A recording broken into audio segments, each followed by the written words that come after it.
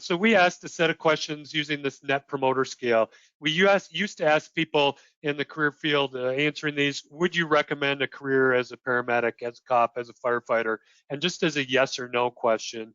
For 22, we adapted this NPS, a 0 to 10.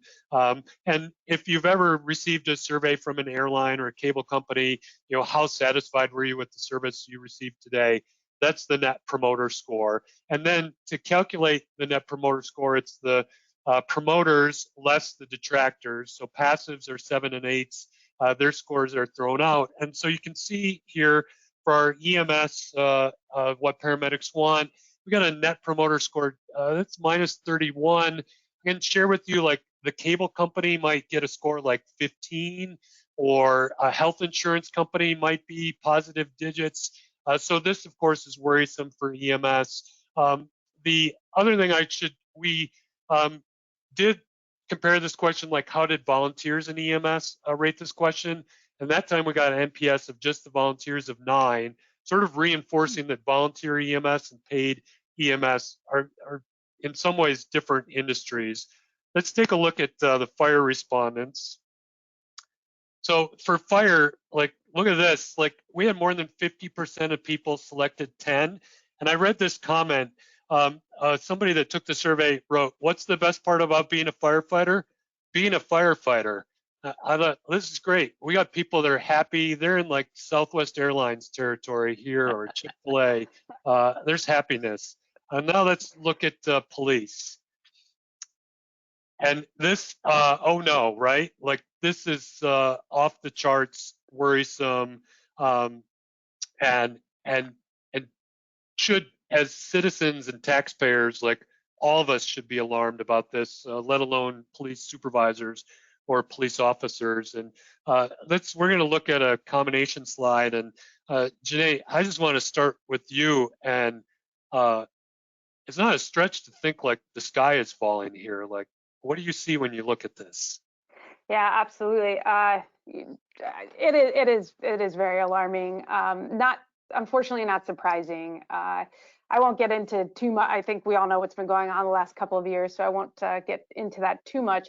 But I will say, again, to try to bring some positivity to this, working with recruits daily, students daily, they're still coming. Our academy class numbers are improving. I think that with all these incentives and hiring bonuses, we're gonna hopefully see an upswing. I think also too, the good old pendulum is starting to swing back into our favor. People are seeing that these policies and legislative decisions are harmful to their communities, but they are the young ones. They really are. They're here for the right reasons.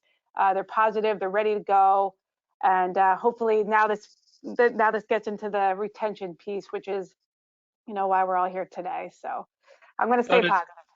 Yeah, I like that positive outlook. John, as fire department leader, like, how would you use this information that you might get from a Net Promoter Score? I mean, it's really good.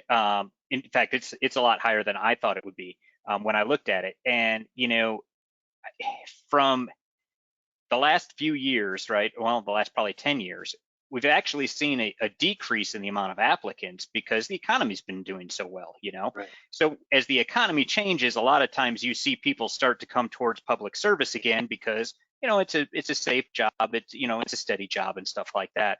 So I think it's important, though, for fire service supervisors not to rest on their laurels here and be like, woo, look at us, we're great. This is awesome, because it is going to swing, like Janae said. The pendulum is swinging for law enforcement. It's going to swing for the fire service too, I think.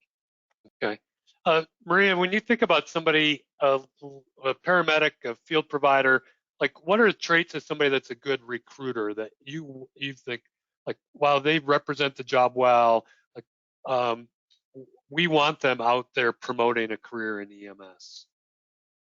I would say that you want someone who is positive but realistic. Nobody likes to be gaslighted. Nobody wants to have the curtain drawn back after they've hired, signed the hiring papers. And so you want someone who's out there that can actually talk positively about the industry, but also, answer the tough questions realistically and say, you know what, yeah, you are going to run calls that are not true 911, but the focus of our organization is this, you know, and focus on the characteristics of the people that you're trying to attract, because it's really about people taking care of people. And how we do that is more important than some of these other things that we kind of get ourselves into the weed on. So if you're going to find a representative to go out there to try to recruit, you kind of want someone that's going to recruit similar types of people, right? They're going to be the best ones to identify the people that you want to bring in your organization, and not just a body because they're warm. That's not what we want. Okay.